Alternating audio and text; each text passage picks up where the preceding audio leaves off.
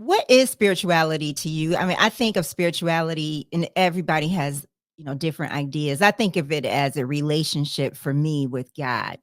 But Mhm. what is spirituality for you? Um, I could say I would attest to the same thing, a connection with God. Um, I would say that it is a connection with your conscience, it's a connection with your gut, it's a connection that you have with the universe. But most importantly, when you look in that mirror, it's the connection you have with yourself. I've been fortunate to be around different cultures with different religious backgrounds. Um, and to be honest with you, since I've grown up, they all seem to say the same thing. You know what I'm saying? So I do. that's where it is. But praying is important. Um, being kind is important. Being generous is important. Being grateful is extremely important, and that's what I kind of look out for with myself and when it comes to other people. I'm a big believer in energy, Yeah. and for some reason, I'm able to. Some people walk around with a real thick aura about them, a real thick energy about them. You can see it in their facial expressions. You could hear it in the tone of their voice. You can see it in their body movement. And like I said, I've been a master barber for over 30 years. So when people come through that door, used to come to the art gallery, or even when I'm doing a show or I'm going to a school to go teach or what have you, I look at who's in charge. I watch their energy and their aura first because that has been placed on the people that I'm about to talk to. So Mhm. spirituality is very important. Well, I'm wondering if you would consider yourself an empath because I'm an empath and I have to be careful about other people's energy. And so that I don't take it on and feel it. I used to have a problem with that. So I don't know if you can be an empath and not be an empath later on. I know very much so I was an empath and when it came to barbering. And I grew my clientele up very quickly. Um, and I found myself taking on everybody's, you're talking to 30 people a day, sometimes about the same topic, unless it gets personal. You're taking in all these different voices and opinions and views on life and views on this.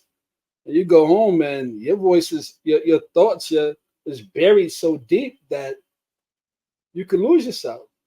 Yeah. But what got me to a space where I was able to balance that is that I come from a huge family.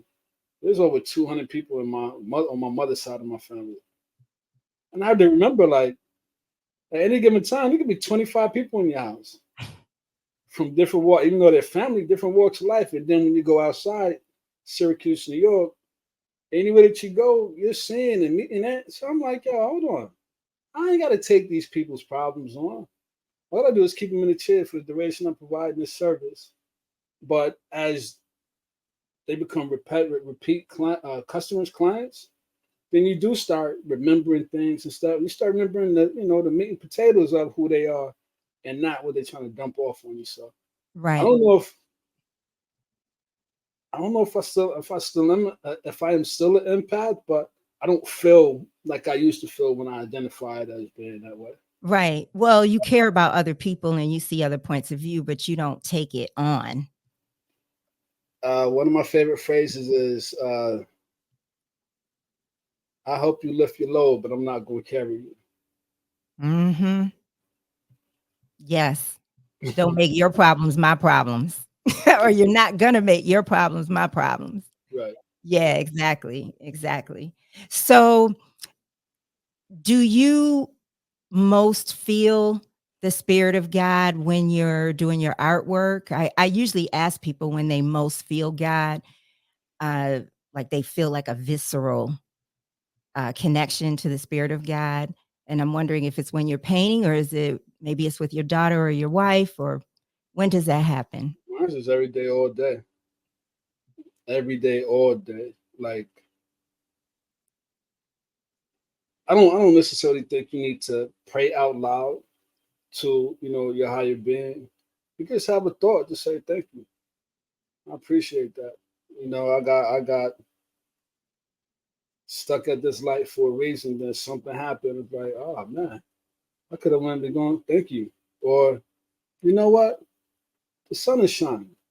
That Yeah. allows me to do thank you. I'm that type of person. God is with me all day, every day. Yeah. I can't put that on the sideline. You might put me on the sideline.